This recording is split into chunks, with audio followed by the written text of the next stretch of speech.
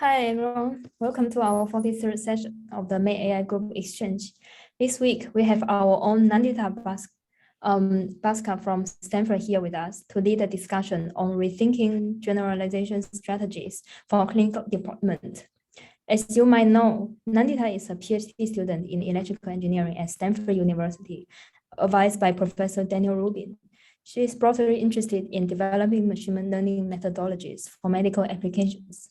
Her current research focuses on building label-efficient models through observational supervision and self-supervision, as well as developing strategies for reliable model deployment by assessing, quantifying, and enhancing model trust, robustness to distribution shifts.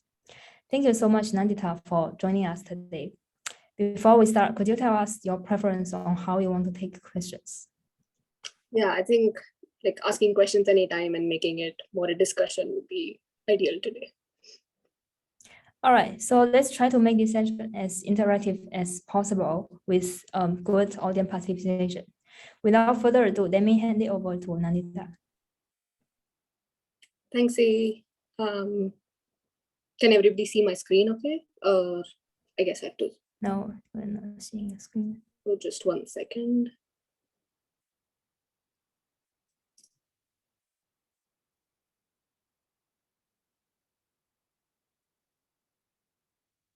Okay, can you guys see my screen?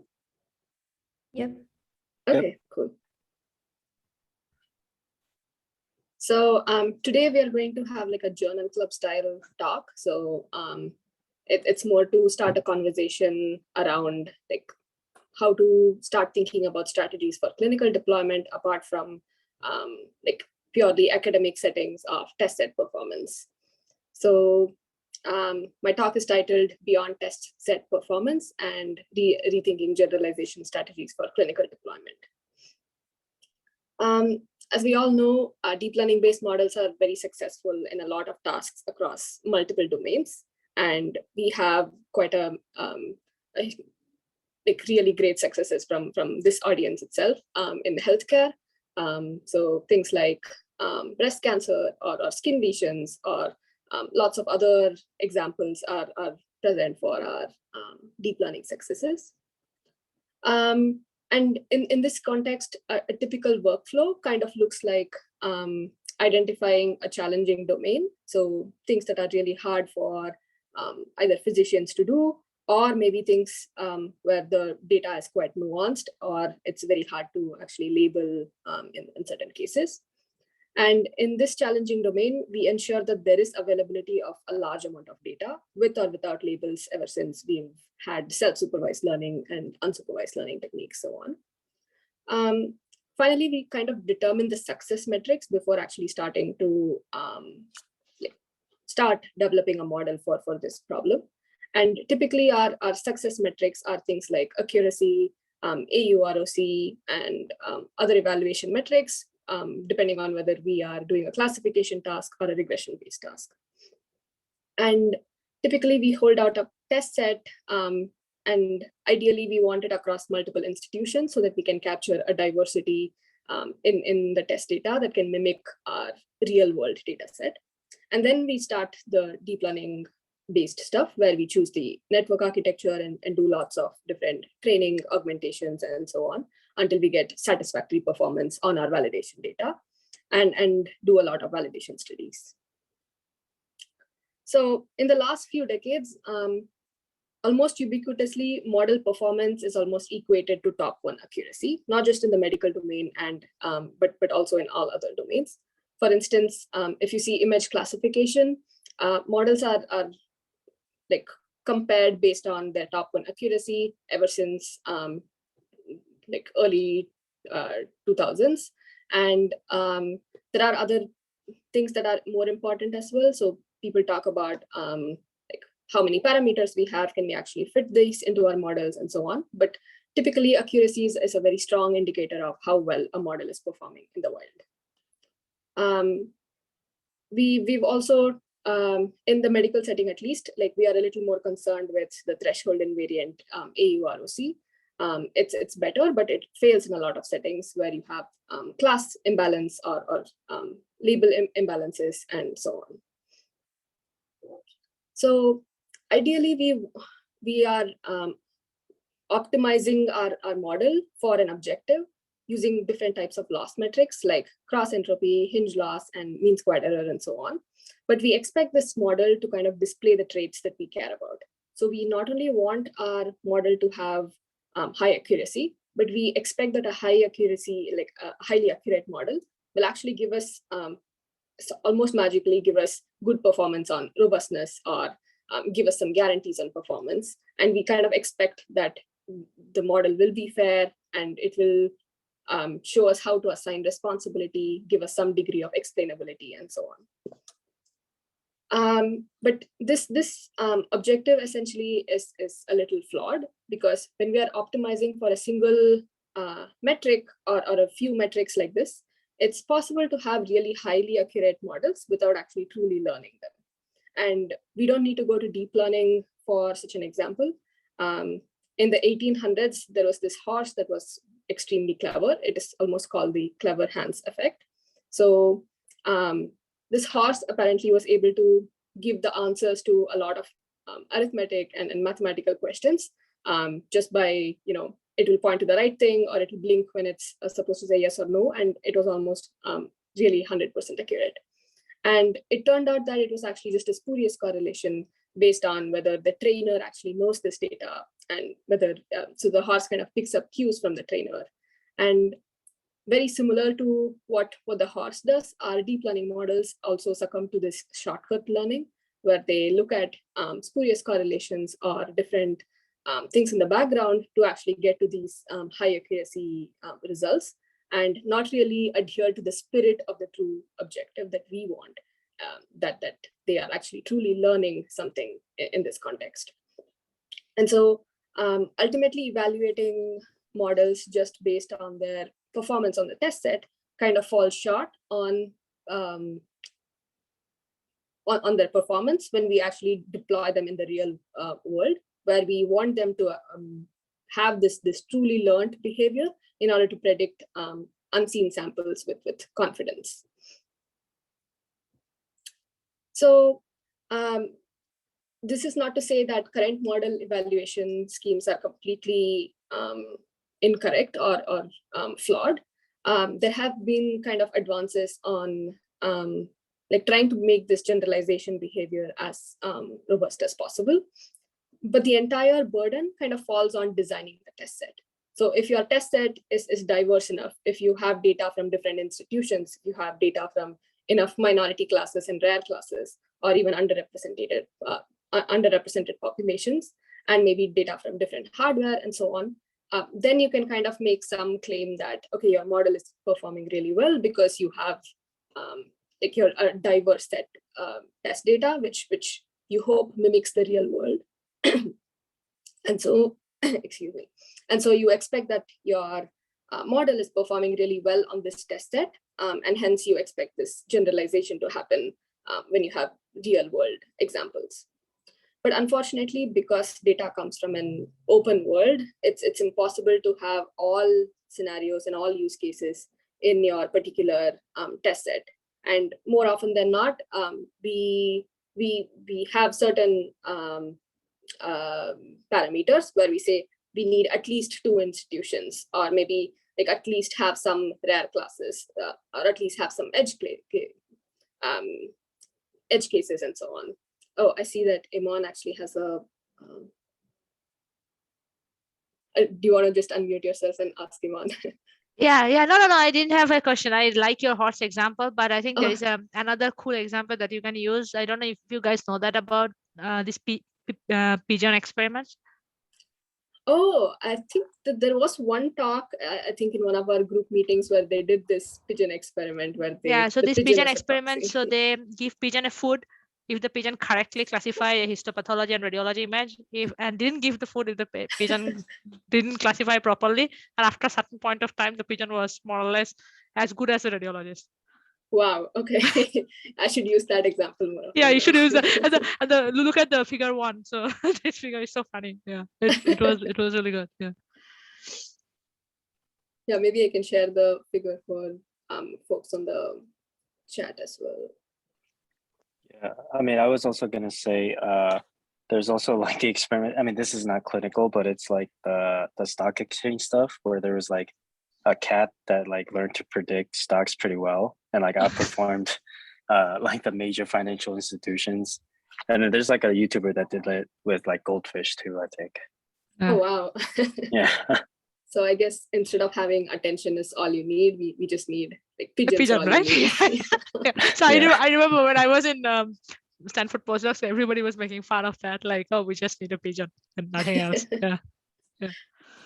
So hopefully by the end of this talk, we'll kind of know that that's not Okay. like a layperson should convince. not. Yeah, convince Yes. us. Yeah. Yeah.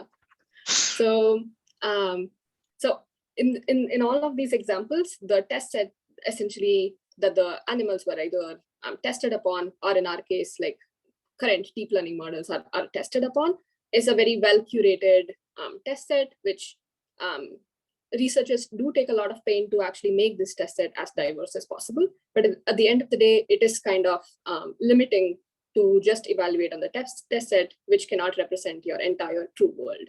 And so in the context of all these amazing animals, it essentially reduces to some things that the animals or the model can pick up on. So some spurious correlation that they're kind of aware about. So in this context, there's a strong need to go beyond just a well-curated test set and kind of go to evaluation in other metrics. But let's take a step back. So let's say even if we have an amazing test set, like in an ideal case, let's say our test set is very, very diverse. It has like maybe a bunch of institutions are coming together in order to curate this amazing test set. Even then, when you are going with performance as an aggregate measure, like such as accuracy or AURC or AUPR, which are better than the previous ones, it just gives an overall estimate of how well your model is performing on a particular test set. But in deployment, you are not just looking at the aggregate. Every input matters, every patient matters. And so you kind of want to get a sense of, is my prediction for this particular instance, can I make some other comment about it? Is it actually going to be good? Is it a hard data point? Is it an easy data point? Can we actually say something else about it? And so in the context of deployment, just having these really great aggregate measures on test sets before inference is not, does not say much about how well it's actually going to be deployed in practice. And now coming to some cases where you have such a really good model, like let's say it is performing amazingly on a lot of things, but we don't know how it fails and when it fails. So it kind of fails silently. So pre-deep learning, because we were designing a lot of features by ourselves, we could have some rule-based things like, oh, if it sees some criteria like this, it's bound to be wrong. Or we could write test cases and we could kind of see when these models need to not be trusted and so on. But with deep learning, because humans ourselves do not have such a great handle on how to interpret the results from the models, the failure modes are completely silent. And in a lot of cases, they're catastrophic. So essentially, they give really high confidence scores to wrong predictions. And usually the confidence comes from the probability that the model assigns to a particular class. And there are some very famous examples across like non-deep learning to even motivate this. There's this famous Chihuahua versus a muffin, where the model very confidently assigns a Chihuahua to a muffin without any thought. And even more relevant, I think, to this talk is a deployed model, essentially during a soccer game, was convinced that the referee's bald head was a ball. And then so it was completely tracking that head throughout the entire talk instead of actually focusing on the ball. So it's not the fact that we want a model that is free of failure, but we want a model that we can identify when it fails rather than failing completely silently and with so much confidence.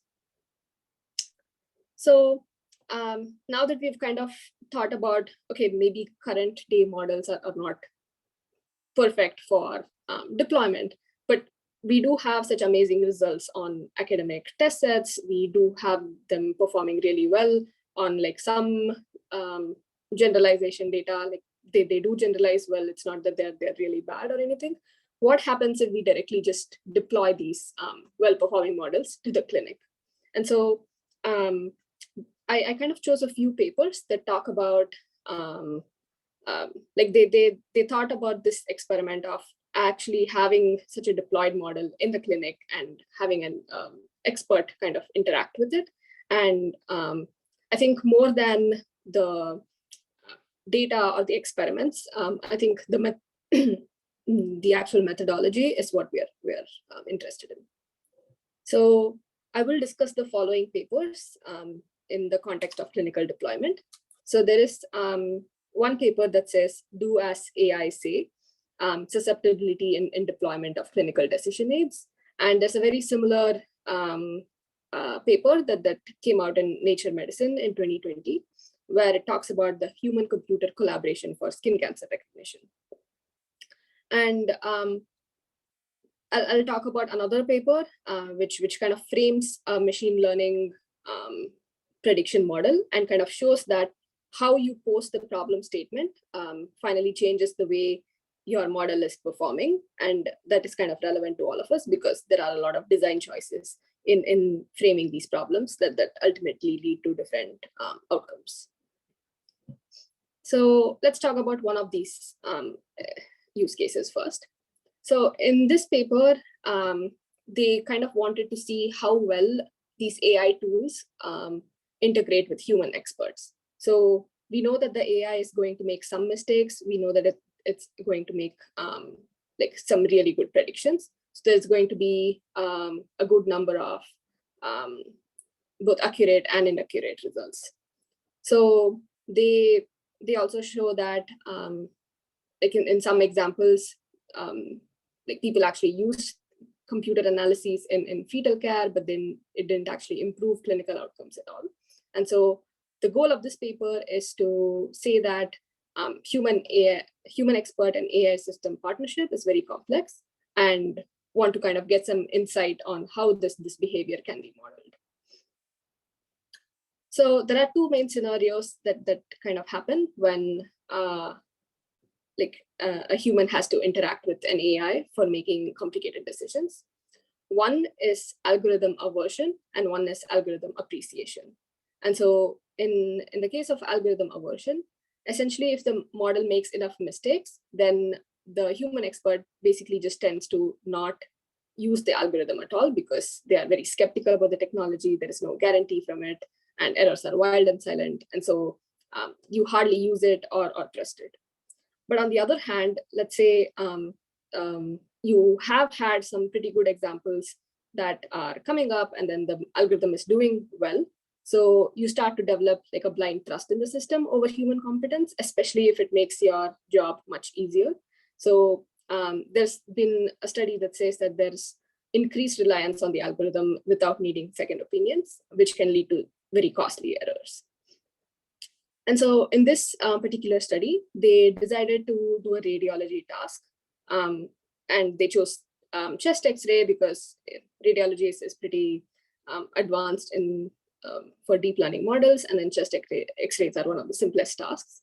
And so the goal is to compare how physicians seek and use advice from other experts and compare this with how they use advice from AI. And so the way they simulated this study was they basically made a human generate multiple advices. So both correct and inaccurate advice. And they artificially reported some as coming from humans and some as coming from AI. And they passed it on to all the participants who are doctors in this case. So they wanted to explore the following. So one is how doctors perceive the quality of the advice and how it kind of affects their final diagnostic accuracy. And if the accuracy of the advice actually had any effect on one of the above, if they were basically given like a completely blatantly inaccurate advice, does that actually change their opinion? And they had participating doctors with different levels of expertise. So folks with really high levels of expertise were, of course, the radiologists, and they had a pretty good sample, like 138 doctors who were participating, who are radiologists, and doctors who are not that much of an expert in reading a chest X-ray were folks from the internal or emergency medicine, and around 127 people from this category. And each doctor kind of reviewed 8 cases. And the advice sort of looked like this. So one would be the source. So they'll artificially say whether it's an AI-generated advice or a human-generated advice. And then also mention the accuracy. I mean, they won't, of course, mention the accuracy. They'll just give a diagnosis from the source point of view. So whether the diagnosis is correct or not. And so the doctor who was basically getting this advice had to make a decision about the quality of their advice, whether the AI is actually good or not. Also was given, of course, all the chest X-ray reports and the chest X-ray itself. So the biggest takeaway from this was that when they actually received accurate advice in comparison to inaccurate advice, they had a much higher diagnostic accuracy. So it makes sense that if a doctor receives a lot of good advice, which helps them, flip the diagnosis over, it makes sense that their diagnostic accuracy improves. But what was interesting was that a doctor couldn't distinguish inaccurate advice from accurate advice. And so this goes to say that AI-generated reports it's not obvious to a doctor that we have to trust this system or not. We need an external mechanism, essentially. And so what they found was that experts pretty much started to be averse to the algorithm because they could kind of sense that the advice was kind of inaccurate many times, and so they didn't want to make the mistake of taking its advice. But on the other hand, the non-experts kind of relied on the advice a little more. And what was also more interesting is that the individual susceptibility to whether you're actually going to be averse or an advocate of algorithms was very widely spread across people. And so it's hard to know that which doctor will kind of be susceptible to which, and so on. And they also kind of looked at the types of cases that they were presenting. So some clinical cases were a little more difficult than the others. And so when these difficult cases were given an incorrect advice, then most often the results were that the doctor will take that advice and then make an inaccurate decision. And so in difficult cases, the takeaway is that the doctors rely more on advice. So it's more important to either identify these cases where the model can go wrong, or you actually need to ensure that the model is correct in these cases. So rather than having 70% or even 90% accuracy, if the 10% of your data is actually where it's more difficult, then it's important for your model to perform well. And one of the biggest feedback that they kind of got was that essentially in AIs, if you get a result from AI, you do not have any way to probe back. So you do not have this back and forth conversation compared to human advice. And so essentially we kind of need to have essentially we need the model to kind of say, I don't know, or basically say like why it's saying it doesn't know. And so have some amount of explainability or interpretability for its predictions.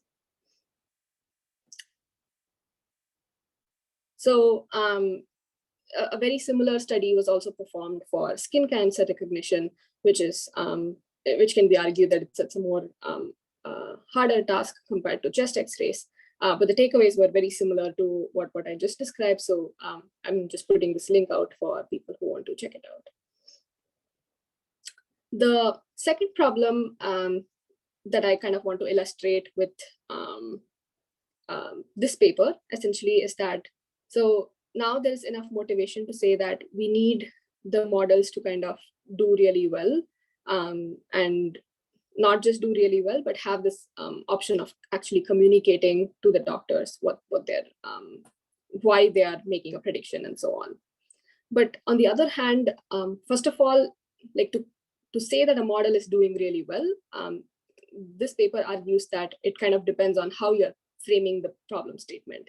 And basically, if you frame the problem statement a little differently, your model that was supposed to be doing so well is not doing so well anymore. So this paper talks about machine learning risk prediction models, and they evaluated in the case of sepsis in general wards. So the goal of this paper is to study the effect of problem framing, or essentially, if you change the problem statement, how does it actually affect your results? And they decided to do this in the context of risk prediction models, which are quite prevalent in medical AI, and chose sepsis as the task for downstream evaluation, mostly because sepsis is very prevalent and is a popular thing for people to test. So they decided to apply 4 different framing structures to the same data set, and use a sepsis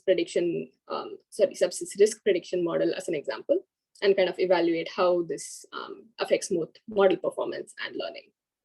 And one of the main takeaways that hopefully will come through after I show some of their results is that even though a good model with really strong evaluation results, and not just your discrimination, classification, performance, but also well calibrated, which is what people also look for in like some kind of confidence scoring and so on, it's not necessarily clinically usable.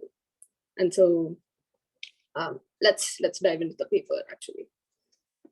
So this is again, to reiterate, it's a machine learning risk prediction category of models. All the models here are essentially classical machine learning techniques, so not really deep learning. So even classical techniques suffer from this. And so it's kind of easy to extrapolate it to deep learning models. And because the nature of this problem is to predict risk, there is an inherent temporal aspect to it. And so you have a lot of design choices in how you formulate the problem. So for example, what type of clinical event are you describing? How is it actually defined in your case? Like, what is the complexity in its definition? And all the temporal aspects of the model with respect to the clinical event itself. So in this case, they decided to vary a lot of the choices present in defining this temporal aspect, and saw how it was essentially changing. So the different framings of the problem that they kind of evaluated were things like, will the patient actually experience the clinical event within the next 12 hours, or in exactly 12 hours, within a certain time range, or during admission, or during an operation, or within 30 days from discharge, and so on. And so you can kind of think about like different survival analysis, or like a sliding window based approach that I'll kind of talk about. And even when you have such a definition, like even if you choose one of these particular framings, you can also make the choice about how frequently do you want to test. So is it every hour, or is it once per day, or is it particular points in an admission, and so on. So to give an overview of the different kinds of things, the different kinds of variables they have in this particular problem setting, is that you have things like your prediction time, where it's a one particular instance of your prediction window. You also have an observation window, which is a time window that you choose for observation. And then you have a prediction window, where you can either at the start of the prediction window, you can make a prediction, or at the end of the prediction window, you can make the prediction. And similarly, you have things like a lead window, which is essentially just a gap between your observation window and your prediction window. And you have things like samples that are all left aligned. So either you decide to like start the time at one point and then check for every other patient, or you can choose to basically right align your samples where your different admission starts could be different for different people.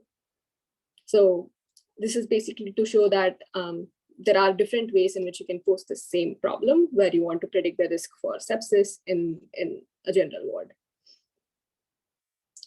And so with all of these variables, you can also kind of pose this problem either as a survival analysis problem or like a sliding window problem, or phrase it as an at-event framing.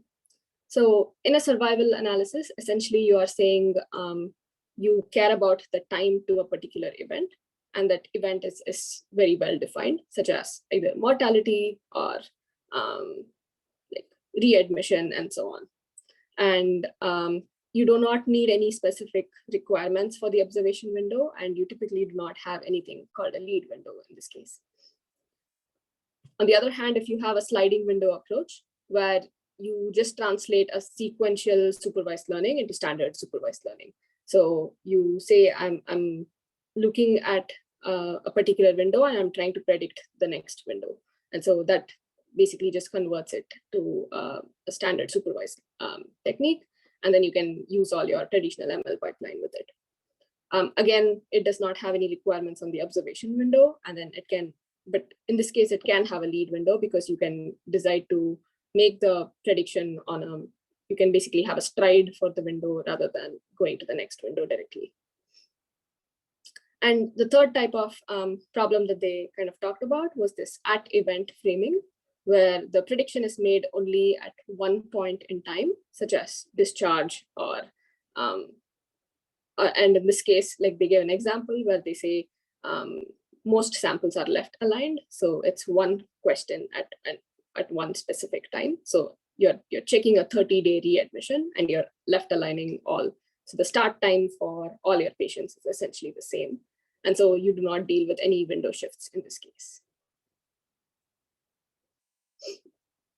And this is just to give a diagrammatic view of the three types of like problems that they kind of were talking about. And oops. Yeah, so essentially what they, I think I can probably skip over this a little bit. So essentially what they discovered was that whenever they would model like based on different types of problem formulations, their AUPRC, for instance, would vary quite a lot. AUROC was kind of on the same order. And then they calculated the calibration scores, which are kind of important for saying whether your frequency, your risk frequency actually matches the real risk or not. So the Breyer score also saw a lot of variance when they did the three different types of approaches, and so did their ACE. And one hypothesis for why the AUROC kind of shows less variability compared to, let's say, AUPRC or something, is that for some cases, you can see that based on the type of problem that you're choosing to model, the number of positive samples and the negative samples kind of hugely varies. And so in this case, for all the cases where the class balance was kind of similar, you ended up getting similar AUROC and AUPRC, versus if you had like a widely varying positive and negative sample balance, then your AURC also dropped, but then your AUPRC dropped quite a lot. So so this finally goes to say that okay, you have the same few models, and then you're posing the problem differently, but for the final same goal of classifying risk for sepsis patients. And each of these problem formulations seems to have a different performance. And so how would you choose one of them? And maybe the final performance of these, like maybe the actual numbers don't matter a lot if they are actually looking at the right things. So what they decided to do was actually look at the variables and see which of the like which of the features the model was actually paying attention to, each different model in these few different formulations, and then kind of decided to see if there is any commonality between them or if that also varies.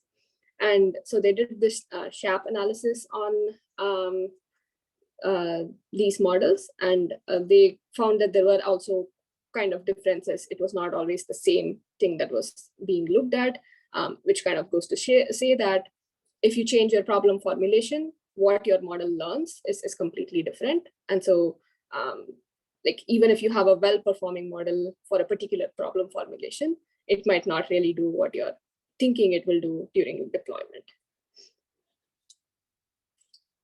So the main takeaways here in this paper is that all of these models were high performing in themselves, and they were well calibrated. Calibration is typically not something that folks check for, but it's considered that if your model is well calibrated and it's high performing, it's actually suited better for deployment than other models. And so in this case, they chose high performing models and well calibrated models, but they ended up still not being clinically usable because the way you frame your problem could be different. And so not just a model, so when you start thinking about model deployment, it's not sufficient to just think about a model and then forget about how you frame the problem and actually like say how you trained it and so on. But this model framing must kind of reflect the expected clinical environment for it to be deployed. Cool. So these were basically two interesting examples that I thought kind of should start the discussion about how we can start thinking about clinical deployment and what are the changes that we can make as machine learning scientists to kind of enforce this change. And so this part of the talk is essentially more on different types of strategies and kind of start opening up for discussion. So feel free to jump in if you have any insights. So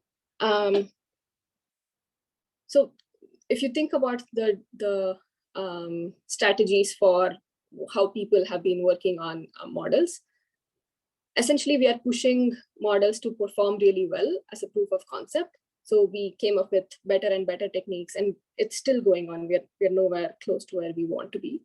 But independently, there's been a steady group of research that kind of stress test these models on different scenarios. So we had great success. We thought, okay, models can outperform experts. We showed that they are actually really well performing and can generalize to a few different institutions and so on. But then independently, we started realizing that they fail in a lot of cases. And so there's this thing where models are not fair enough. They have worse performing subgroup performance maybe, and they're not robust to adversarial examples. And they kind of fail if your test distribution or your deployment distribution is different from your training distribution. So a result of these two independent things coming about is that there are some benefits to these two happening independently. One is that now we are coming to better test sets, and then there is more literacy about generalization. So be skeptical unless the model generalizes across institutions, or maybe have some data points to show that it actually does generalize beyond a certain distribution. And we do a lot of ablation studies to actually prove or probe into lowest performing subgroups and so on. But I think it's also time to start thinking about other things that we can do apart from just outcome prediction. So a few thoughts that I kind of had were like not just predict your outcome, but also predict the trust the model has in this outcome. And so the way to do this is essentially classical uncertainty measures and confidence scores. But I think there's been enough research to show that they're not sufficient, and they kind of lag behind in a lot of ways. And so there is this thing called trust scores that you can talk about. And we have a work in our group called Trust Labs, where we're trying to score how trustworthy are these outcomes for each individual prediction that comes using sequences of latent space embeddings. I'll hopefully talk about it once it's published in one of the future MedAI talks. So apart from just outcome prediction, you can also think about things like subgroup performance optimization, and then kind of do incremental learning, because at the end of the day, if your model is deployed and then it comes across something new that it has to be retrained for, you want it to kind of train on the fly rather than retrain the entire model, essentially. And we wanted to accommodate federated learning because we kind of wanted to, we wanted to match different institutions, like allow for that strategy rather than just developing it on just your own test set. And one thing that could be really useful when we are designing our models is also to think about the final purpose that these models will be used for, which is designing your human AI collaboration, and either design for maybe have a human in the loop setting, or you can have things like, okay, will my model actually alert a human when something is wrong, or is it supposed to just is it supposed to have an extra outcome that how is it supposed to signal something to the human, and how is it supposed to give feedback, get feedback from the human? And the other options are also just designing better metrics, and instead of relying on just classical evaluation metrics, but actually think of better metrics that are more suited for your kind of deployment.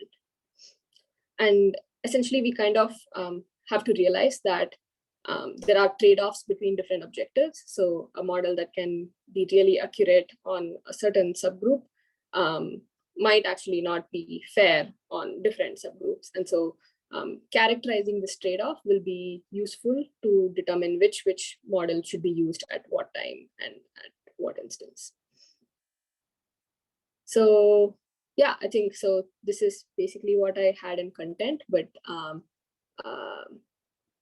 I hope to spark a kind of conversation amongst people, hear your thoughts as well. Thank you. Thank you, Nandita, for the very thorough summary and discussion of clinical deployment and AI. So let's give Nandita a round of virtual applause. Is there any questions from the audience or any comments about this topic?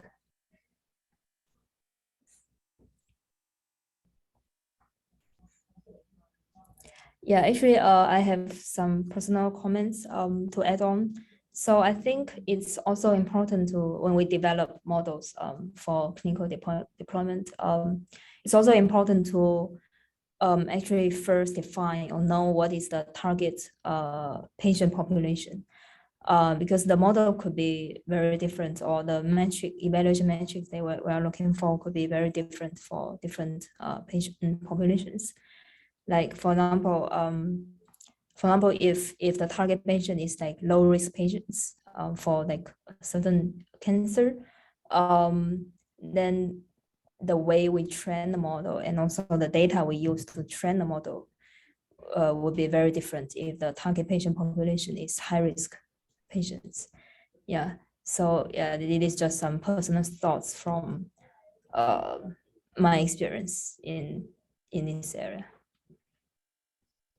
Thanks, E. I also had a question, maybe just for folks to think about, where maybe people who actually collaborate a lot with doctors kind of know what are doctors actually looking for in these type of models, and what does a successful deployment mean in the context of clinical settings and hospitals. And so maybe Iman, if you have any thoughts on that, that would be really good to know. Yeah, I think now the evaluation part of the model, of course, is still a very challenging way, and clinical deployment is a challenging way. But I think now given the commercialization of the model and specifically the FDA approvals of these models, and specifically also the insurance approval of the model, I think now the big question is actually the model decay. Because I think we, in my opinion, at least most of the commercial model, we passed that phase of generalization.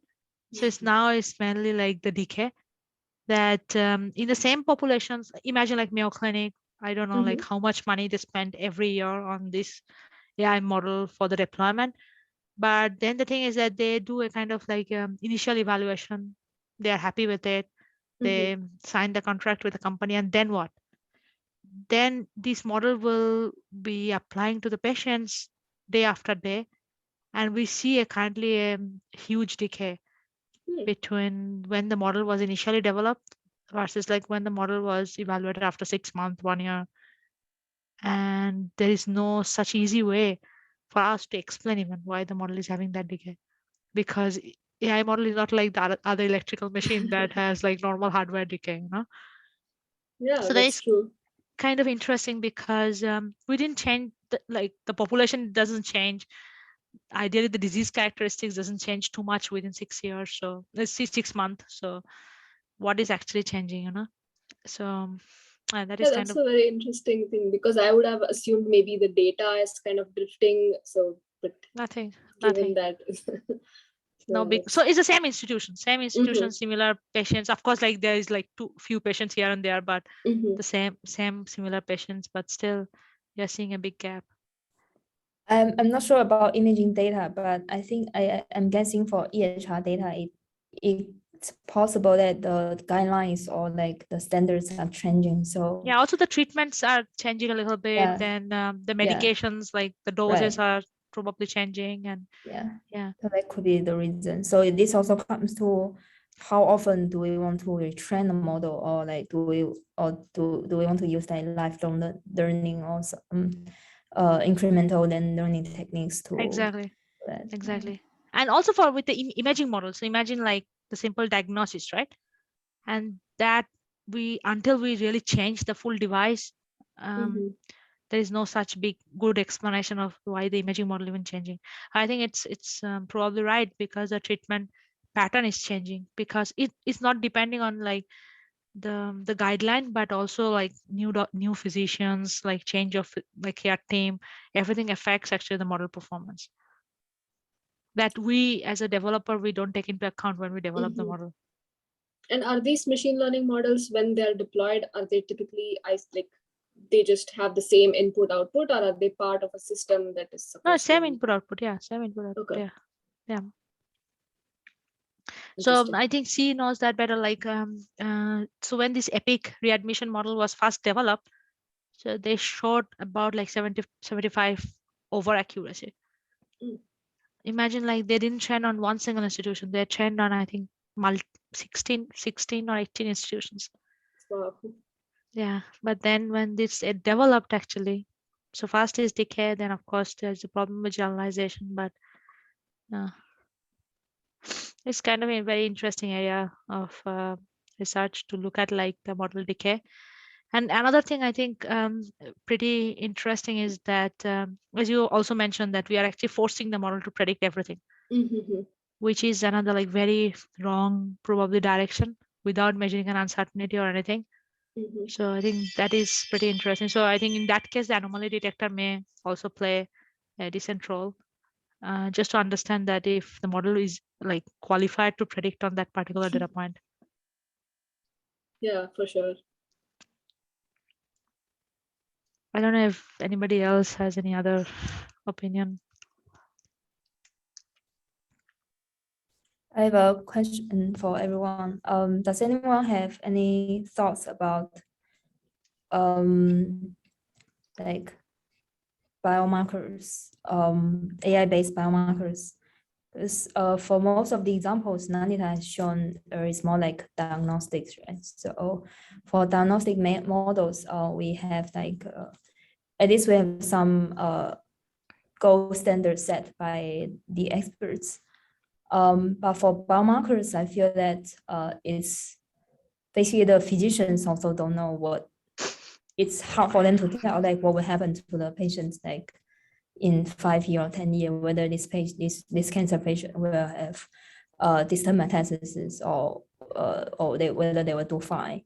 So does anyone have any thoughts about like how to evaluate or how to trust this type of models?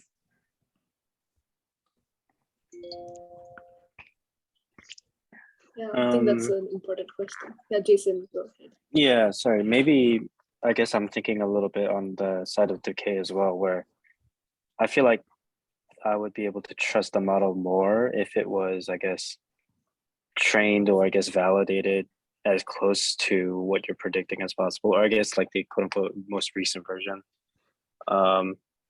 Because I mean, this is not like any sort of AI application, but I think the US had like this whole like they call it like the super predictor program or something, where they like just took random people and tried to see how well people can predict, like, you know, will Russia, you know, attack Ukraine in 5 years, or, you know, all of that stuff. And apparently just random people actually predicted a lot better than like most like intelligence agencies in the world. So I feel like in that sense, like they kind of said like these super predictors kind of like get away from the actual like emotions, or I guess the rationale behind it, and just purely look at the numbers and like update as like new information is given. So like I think we at the time when we validate models, we can we can trust it fairly well, but how long it's been updated might be one of the reasons why I would trust it less or more. Yeah, that's a great point, Jason.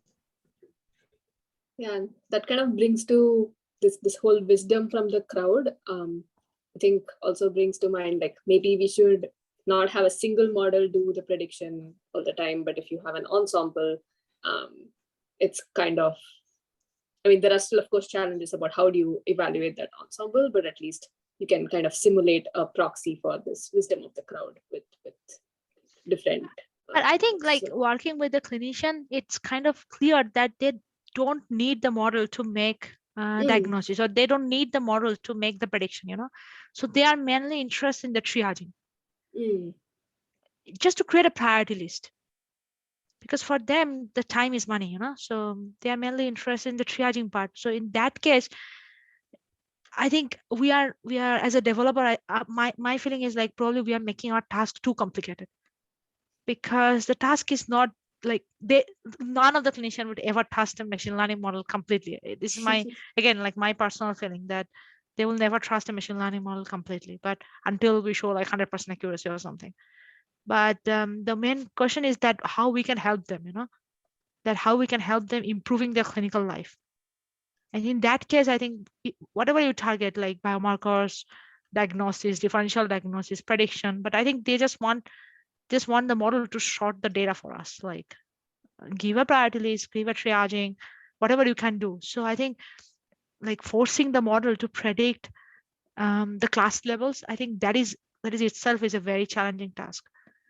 So I don't know why all these machine learning models are still focusing on this kind of like single class level kind of concept, but probably it would be like interesting to see that how we can open that up rather than going to a single class level concept. Can we do something else, like more like a space exploration, dynamic learning, iterative learning, and this kind of thing? Because then I don't personally feel like they want the class level prediction. Yeah, that makes a lot of sense to me too. Yeah. Is there any other questions? Okay. If not, let's thank Nandita again. Nice discussion, Nandita. Oh, Yeah, thanks. thank you. Thank you so much. Thank you. Bye. And we will put up the recording of this talk later to our YouTube channel. Okay. Thank you, everyone. See you Thank you. next week. Thank you. Bye-bye. Bye-bye.